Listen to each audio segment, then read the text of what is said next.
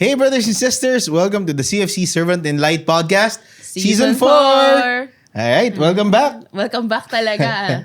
Tanungin lang kita, after watching everything, no, so after all the episodes na dumaan, how can you describe, in a word siguro, how do you describe yung season natin so far? Well, kahit wala ako dito, pinapanood ko talaga yung bawat episode na lumalabas. And yung isa lang talaga din yung pumasok sa isip ko while watching yung and listening dun sa mga kwento ng ating brothers and sisters. No? Na parang we're just hitting yung tip of the iceberg na parang mas nakaka-engganyo pang malaman. Ano pa kaya yung kwento ng mga mas maraming tao sa ating community. No? So, one word, I think, exciting. Nailusot mo.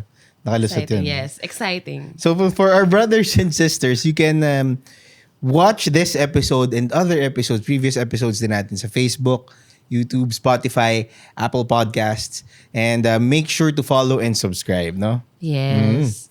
Yan. And CFC being one with the Catholic Church as lay people, there are other roles that we can take on aside from being a religious. Ang religious work or ang work for the Lord, it's not just about maging pare or madre. Madre, Mga sabi, parang by virtue of our baptism, lahat tayo ay misyonaryo. Oo naman. So, Kaya, lalo na for the majority of us na members ng Catholic Church, syempre meron din tawag sa atin. yeah, I agree. And dahil nga ang ating episode or ang ating season ay about sa CFC in the workplace, meron tayong guest who will also discuss how being one with the Catholic Church equates to him being a CFC in the workplace. Love it, no? Yeah, parang double on double. Ganun yun. Siguro without further ado, let's introduce our guest for this episode. Our guest for tonight is a full-time catechist from 1992 to 2000. He went through basic catechetical formation in the Institute of Catechetics of the Archdiocese of Manila, May 1992, and took up Bachelor in Secondary Education, major in Religious Education in 2005. And Master of Arts major in Religious Education from the Ateneo de Manila University, May 2015. So talagang masipag mag-aral yung ating guest. No? He's currently the Executive Secretary of the Catechetical Foundation of the Archdiocese of Manila, or CFAM. He received apostolic commissioning as catechist from His Eminence Jaime Cardinal Sin on October 21, 1995 in the Manila Cathedral. He was also installed to the lay ministry of catechist by His Holiness Pope Francis on January 22, 2023 at St. Peter's Basilica, Rome, Italy. Yeah, and dahil nga Couples for Christ siya, he's married to his wife Julie Fur. They got married in December 2007 and together they have 4 children. They became part of Couples for Christ in San Juan City in May 2008 and currently siya po ay isang household head sa CFC Central A4A Pinaglabanan Chapter. So, i-welcome po natin ang ating kapatid, si Brother Leo Asuncion. Hello, Brother Leo. Welcome. Hello, good evening. Good evening sa ating mga viewers. Alright. So, bati po muna tayo sa ating mga kapatid. Binabati ko una siyempre yung family ko, yung wife ko and my 4 kids. And also, binabati ko rin siyempre yung mga katekista ng Archdiocese of Manila and also ang mga CFC members, especially ng Central A4A. Brother Leo, welcome po sa ating podcast. Baka before tayo mag-dive in talaga, baka pwedeng magpakilala muna kayo. A short introduction about yourself. Okay, so as I was introduced a while ago, so I became a catechist in the year 1992, where I finished the basic catechetical formation in San Carlos Pastoral Formation Complex. Actually, bago po ako naging katekista, I had a previous job as a technician. No? I finished Instrumentation and Process Control Technology at the Meralco Foundation Institute in the year 1987. And after that, I took a job as a copier technician. No? And while working, I was invited by a neighbor to join a Catholic Charismatic community. God First Catholic Charismatic Community from 1988 up to 1991. So 4 years po ako naging member ng Catholic Charismatic Community bago ako naging catechist. Actually, it was the turning point of my vocation. Nung ako po ay naging member ng God First Catholic Charismatic Community, doon ko masasabi na doon ko naranasan na magkaroon ng personal relationship with Christ. At actually, yung turning point no na ako ay nag-resign sa trabaho ko, ang bala ko na magpare. Yes, relate, nakapag tanong-tanong ako sa mga iba't ibang seminaryo. Yung last seminary na pinuntahan ko, sabi sa akin, you go back after 6 months, no? Parang mag-discern ka pa rin. 6 months parang napakahaba nun eh. So, sabi ko, anong gagawin ko ng 6 months? Nag-resign na ako sa trabaho ko. Talagang, yung spirit ko nun to serve God, talagang napakataas. No? So, eventually, nagpunta ako sa parokya namin, which is St. John the Baptist Parish nga. At tamang-tama, nangangailangan sila ng catechist, no? Our parish president is Monsignor Alfredo Rodriguez. So, nakausap ko siya. And then sabi niya, tamang-tama, we are in need of full-time catechist. No? So why not mag-aral ka muna sa San Carlos and then subukan mo muna maging katekista at tingnan natin kung yung nandun pa rin yung bokasyon mo sa pagpapare. So yun, nakapasa naman ako sa training ng pagiging catechist no, sa San Carlos. And then doon ako naging full-time catechist and I was commissioned by Jaime Cardinal Sin in the year 1995. Oh. Yun ang aking vocation story. So malaki ang aking utang na loob sa aking community na God First Catholic Charismatic Community. Nung kayo ba nagsa-start, did you dream or plan talaga na or naging unang option nyo ba after talaga nito nung sinabi sa inyo ni Monsignor na magkatikista ka kaya, ano yung unang pumasok talaga sa isip? Ano yung unang pumasok sa isip niyo nun? Susubukan ko. Kasi nandun pa rin yung desire ko na magpare eh. So susubukan ko muna kasi 6 months yung time na binigay sa akin ng rector ng Don Bosco Seminary para bumalik. So yung 6 months na yun, sabi ko, try ko muna na subukan na mag-catechist. Pero eventually, kasi yung formation namin is 2 years, no, from 1991 to 1993. So, hindi ako kagad makabalik sa seminaryo kasi kailangan kong tapusin yung 2 years basic formation. Pero nandun pa rin sa mind ko na gusto ko magpare, no. So, hanggang sa, yun nga, natapos ko yung formation as catechist. Then, tuloy-tuloy na, nagtuturo na kami sa public school ng religion classes. So, eventually, nag-e-enjoy ako, nagugustuhan ko, no? Kasi ito ay work of evangelization. Eh.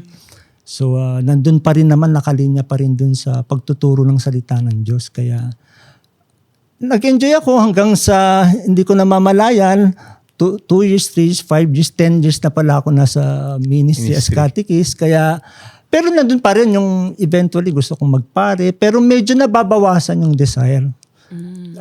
Parang nakikita ko yung sarili ko dito sa catechetical ministry hanggang sa yun, kaya medyo ako late ng kapag-asawa. I got married at the age of 40, no? Sabi nga nila, life begins at 40. So, yun yung dahilan ba't ako medyo natagalan no sa discernment kung mag-aasawa ba kasi nandun pa rin yung magpapari, no? Nandun pa rin. Pero eventually parang na-discern ko na hindi ako sa pagpapari. Dahil din sa community ng Corpus for Christ. Kasi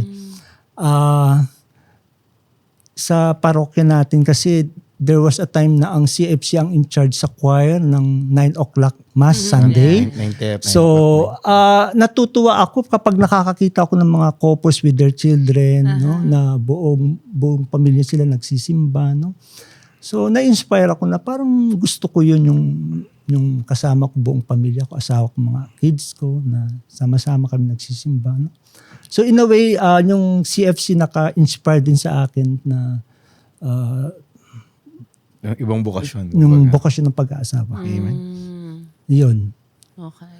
Brother, nung nag-asawa na kayo, tapos nagsimula na kayo magkaroon ng mga anak, naisip nyo ba na magtrabaho ulit na parang pang-secular na hindi within the simbahan, church, hindi yeah. sa simbahan, na hindi isang, na parang on the sideline na lang maging katekista? Okay. Actually, medyo na-experience ko rin yun, no? Lalo na yung naging dalawa na yung anak namin, 3, no? Kasi sa umpisa medyo maliit lang naman din ang tinatanggap ng mga katekista na salary, no? Pero ang kagandahan po noon, ang Archdiocese of Manila, hindi kami pinababayaan, no? Financially po, gumagawa sila ng paraan na itaas po yung sweldo ng mga katekista na isabay sa hinihingi ng batas, kung ano yung sinasabi ng batas na minimum wage law. So itinatapat naman doon yung salary namin.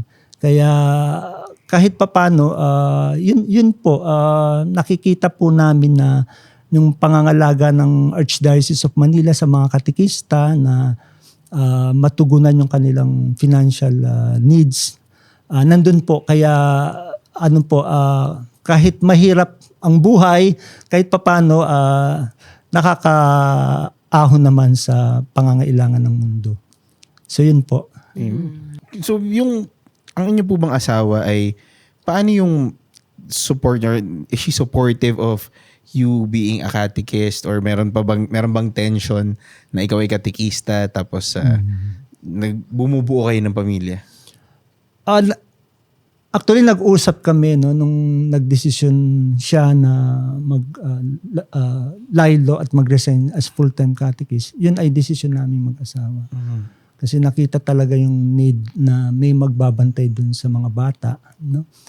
And then yung medyo challenge lang talaga yung sa aspect ng finances, no? Kasi siyempre alam naman natin kapag mas maraming mga anak, mas maraming gastos. So diyan papasok yung naghihigpit ka ng syndrome. No, nagtitipid, no. May pag-uusap naman kami tungkol doon, at she is fully supportive naman sa naging decision namin.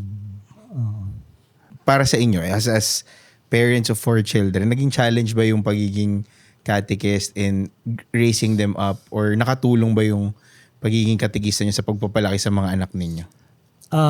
Nung nagdalawa na yung anak namin, medyo nahirapan na kami sa pag-aalaga, no? Yun yung naging challenge sa amin, yung quality time with the kids, no?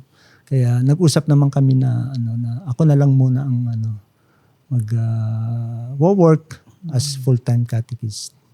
At siya ay full-time housewife, mother sa mga bata.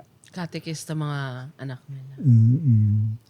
What does it mean to say na isa sa part na nasa profile nyo that you were installed as part of the lay ministry of catechist by Pope Francis? Anong ibig sabihin nun? Tapos paano yung experience na nakita mo talaga ang Santo Papa? Actually, nabigla rin ako na ako yung napili na to represent the Philippines, no? To represent our country in the installation of the lay ministry of catechists. Actually, it was Pope Francis, no, the first pope who issued the first encyclical letter, no, declaring the ministry, the catechetical ministry, instituting the catechetical ministry of the church. Kaya yun po yung difference. When I was commissioned by His Eminence Cardinal Sin as catechist way back 1995, no, yung kay Cardinal Sin, yung aking mandate as catechist is within the Archdiocese of Manila only, no. Whereas itong kay Pope Francis, no, I can be assigned in other dioceses, no, as catechist of the church, no. So yun po. At saka ngayon po, dito po sa pag-institute ni Pope Francis ng Lay Ministry of Catechists, naglalabas po ang CBCP ng guidelines to define who are the catechists to be instituted in the Lay Ministry of Catechists. Parang naglabas sila ng mga mas mahigpit na guidelines para ito yung mga lay people na itatalaga natin as lay catechist. Yun po. So, mas mahigpit. Yun po, mas mahigpit. Yeah. At saka lifetime po ang kapag in-institute ka po as lay catechist, lifetime na po siya. So hindi po ako pwedeng mag-retire as catechist. So until the last breath, Wow. ako ay Isang katekista. katekista Parang ng simbahan. Parang Ayun, na parang lang yun. pare, no? Parang pare, parang madre. Wow. Ayan. So, Brother Leo, no, bigyan nyo naman kami ng picture ng buhay nyo kahit sa isang araw bilang isang katekista at bilang executive secretary. Nung ako, ang full-time catechist of the Archdiocese of Manila, no? So nagtuturo kami sa public schools from Tuesday to Friday. And then Saturday, Sunday, so we work in the parish. Nagbibigay kami ng mga pre-sacramental catechesis. No? We assist the priest in the liturgical celebrations of the church. No? Meron din kaming programa sa mga kabataan. No? We have this Junior Catechist Association. And then we have the Children's Mass in the afternoon. And also we have the Dalaw Tahanan. Nagbabahay-bahay ang mga katekista. We evangelize families. Yun yung gawain ng mga Katekista. full-time catechist. No? So yun po. Full-time talaga. Full talaga. Yeah, full no? talaga. And now as an executive secretary, nasa office na lang tayo. So we coordinate all the catechetical programs in the Archdiocese of Manila. So yun po yung main function ko ngayon as the executive secretary. Ano yung experience na nandun kayo sa St. Peter, na talagang kaharap ninyo ang Santo Papa na nung in-institute kayo? Grabe yung experience na yon. It was a mixed emotion. Una, it is a very humbling experience for me na hindi ko inaasahan na of all the catechists in the Philippines, ako po yung may ipapadala doon. Actually, dalawa po kaming Filipino lay catechist na institute doon. No? So it was a humbling experience na nakita ko talaga yung biyaya ng Diyos na kumilos sa aking buhay. Naiiyak po ako nung time na yun na sabi ko, parang I am not worthy to have this institution of lay catechist. Sa akin, okay na nagtuturo ako sa public school, sa parokya.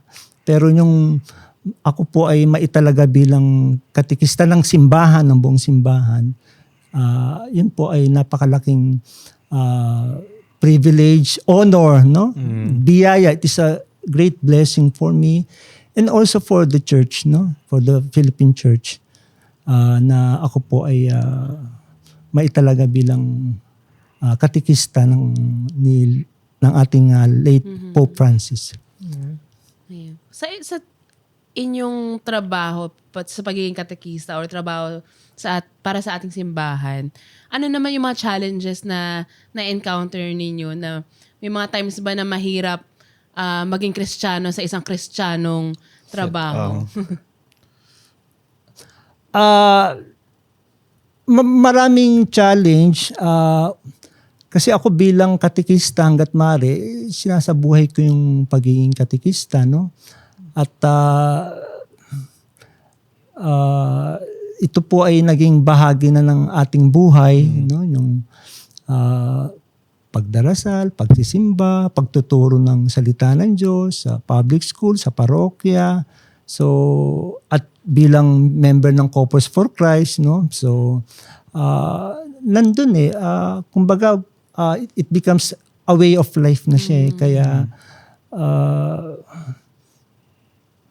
nakakaagapay naman sa grasya ng Diyos, no? I think mahalaga yung connection natin sa Panginoon, no?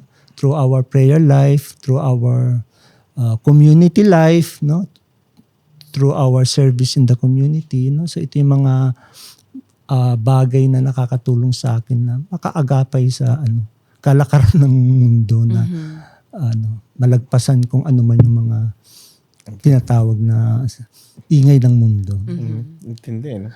Ano talaga. Pero ito, gusto ko to tanong kasi kinikwento kanina ni Brother Leo na gusto niya talaga magpare.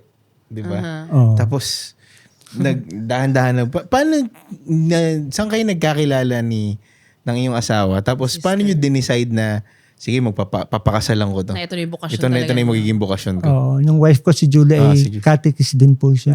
Actually, siya ay full-time catechist ng Archdiocese of Manila. Siya ay, Hanggang ngayon? Lovers in ngayon ay Parish. volunteer, volunteer catechist po catechist. siya. No? Siya ay taga Cebu. From Cebu. So, pinadala siya ng Mother of Life Catechetical Center. Ito yung school for formation of catechists. So, na-assign siya dito sa Manila, sa may St. Joseph, Tondo.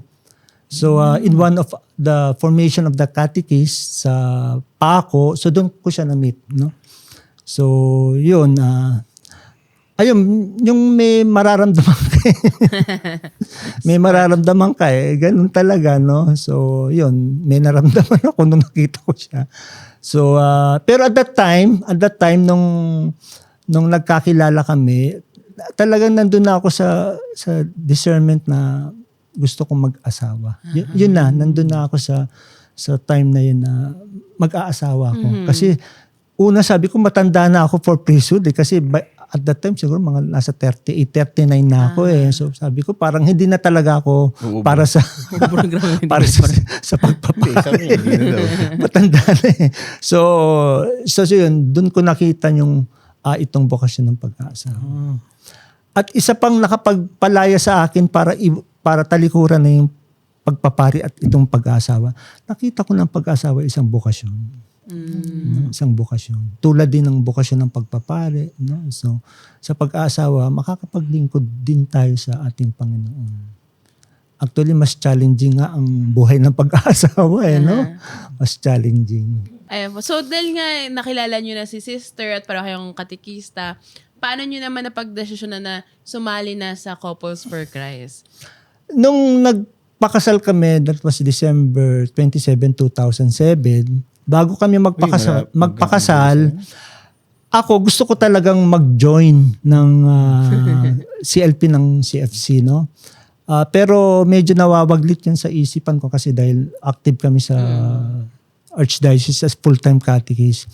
So one time, si Julie ay nagtuturo kasi sa Pinaglabanan Elementary School, no?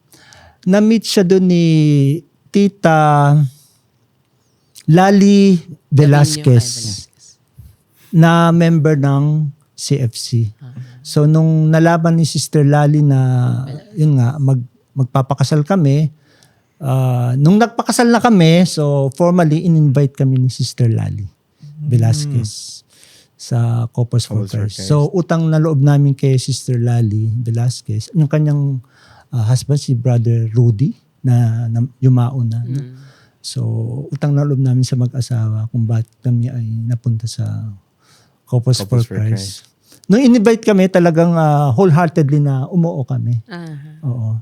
Actually, perfect attendance po kami sa ano na yan, sa CLP. Kasi talagang gusto namin yon. Gusto ko yung mag-undergo kami as couple ng Christian Life Program ng Couples for Christ. Iba itong Couples for Christ kasi mag-asawa kayo na hinuhubog So yun yung kagandahan ng Couples for Christ. Mag-asawa kayo, hindi kayo as individual na pino-form, kundi as a couple. And eventually as a family, no, with your kids. No? So yun, talagang ginusto ko talaga na mag-member ng Couples for Christ. Mahirap po bang i-juggle yung oras nyo, yung schedule nyo sa trabaho, tapos yung, alam naman natin yung schedule na hinihingi rin ng buhay sa Couples for Christ, no? Paano nyo po nagagawa na i-juggle, na i-balance kahit papaano yung mga aspeto ng buhay ninyo? Mahirap talaga, no? Lalo na kung ikaw ay household din at may mga mga members, no? Kasi ako as full-time catechist, so ang work ko kasi from Tuesday to Sunday, no? Ang day off namin is Monday, no? So, may mga bagay na minsan kailangan mong i-prioritize, no? So, halimbawa, kung may Christian Life Program, no? So, medyo makikiusap muna ako sa aming opisina na kung pwede mo nang undertime o o hindi mo napapasok, no? So naiintindihan naman ng CFAM 'yon, yung aking situation, no? Pag may mga MER, yung mga family conference, no? So kailangan mo ipaalam yung mga ganung bagay. So naiintindihan naman nila kasi Couples for Christ naman is evangelization din naman itong gawain natin sa CFC, no? So ako, as much as possible, although mahirap, talagang pinipilit kong gampanan yung aking gawain na hiningi sa akin as household head, no? Although minsan talagang medyo tayo sumasablay, pero sa akin importante doon yung faithfulness, no? Na magpatuloy ka, wag kang mag-give up, no? Kasi 'di ba may mga naririnig tayo na laylo muna. Awa ng Diyos, hindi ko naman na-experience yung maglaylo, no? Although may mga times na medyo yun na iiwanan, pero yung bang move on, no? Kailangan pa rin magpatuloy sa iyong ministry sa Couples for Christ, no? Na yung kahit papaano nababalanse naman, no? Ang ating paglilingkod, no? sa CFC. Sa ilang taon niyo po sa Couples for Christ, meron na po ba kayo nadala na mga values o mga natutunan niyo sa Couples for Christ sa trabaho ninyo bilang katekista? Actually, malaki, no? Malaki yung experience ko lalo sa household prayer meeting, no? Yung kapag kami ay may meeting with the catechist, no?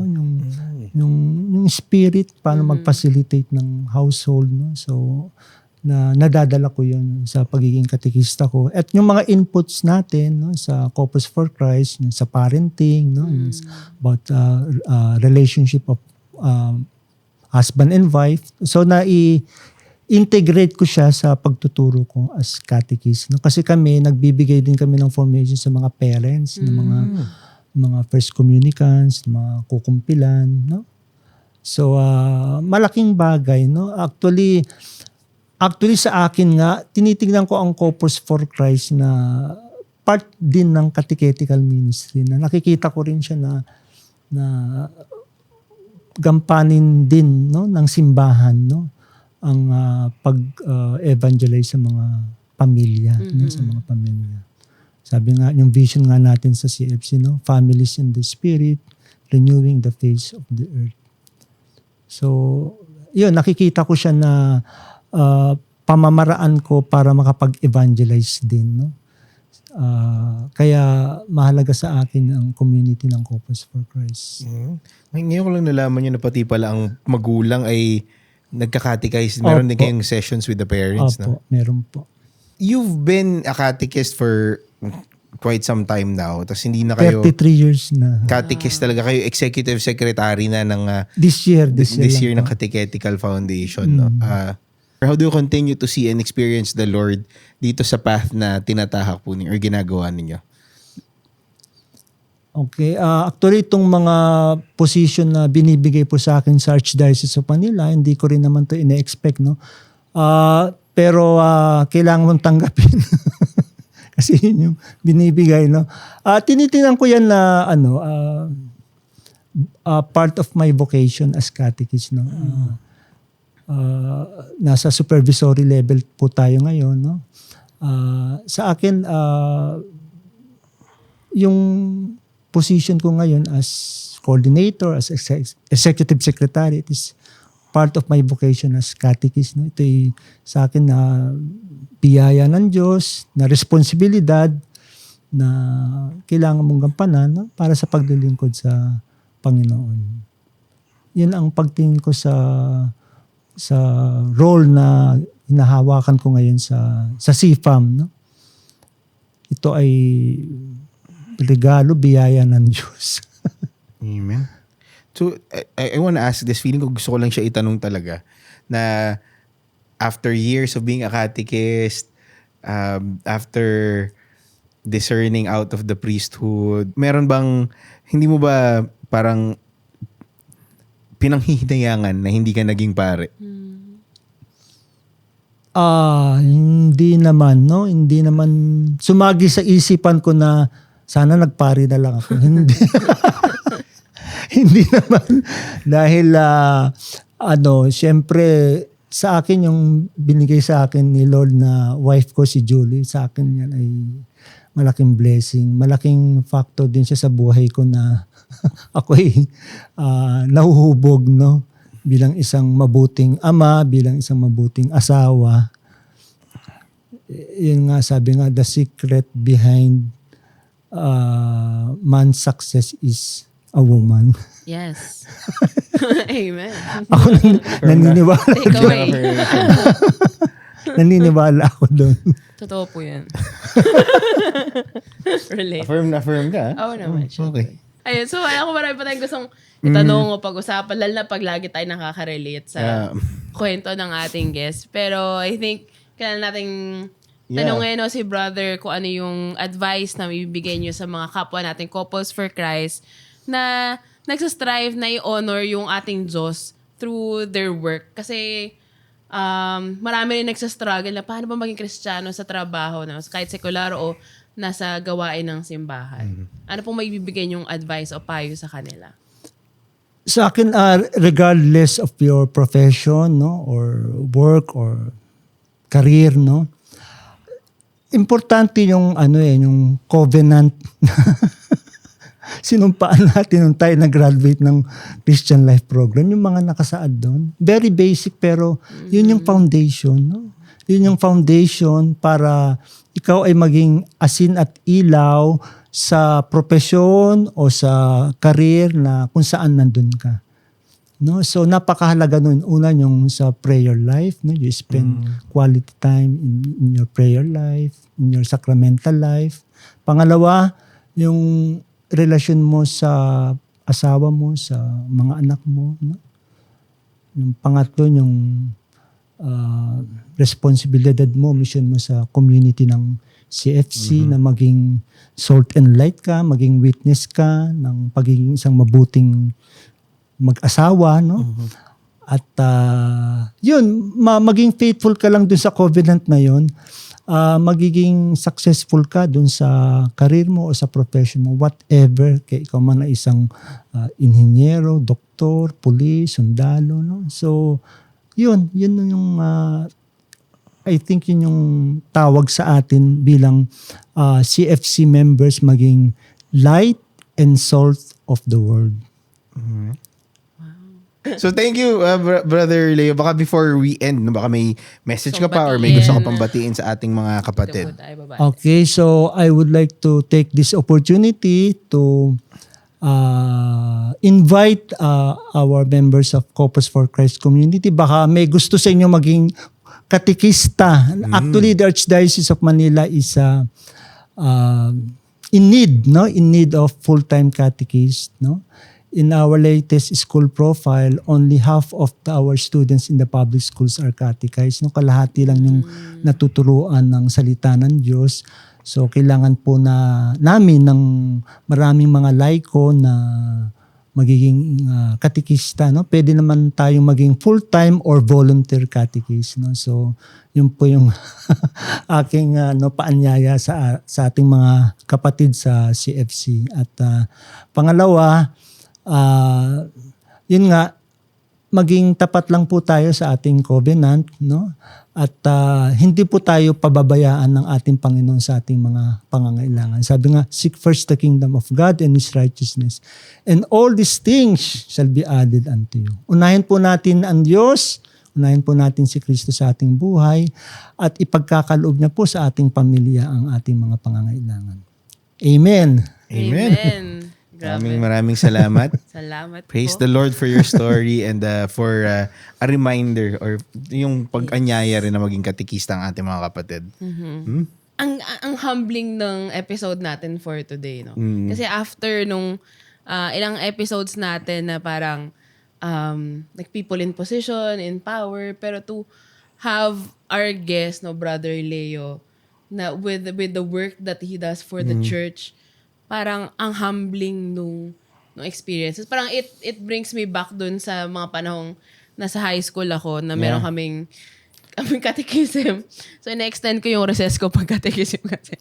Pero parang sumagi lang sa isip ko na parang grabe, no? Kung alam lang ng mga batang binibigyan ng catechism sa mga eskwelahan, ano yung pinagdadaanan, ano yung parang ito pala yung kailangang pag-aaral na meron yung ating mga katekista. Parang, di ba, yung pag-aaral nila talagang lubos, di ba? And, meron din silang mga kanya-kanya nilang mga pangarap at pangangailangan. Pero, yung nga sabi nga niyo, brother, una ang Diyos, di ba? At lahat susunod.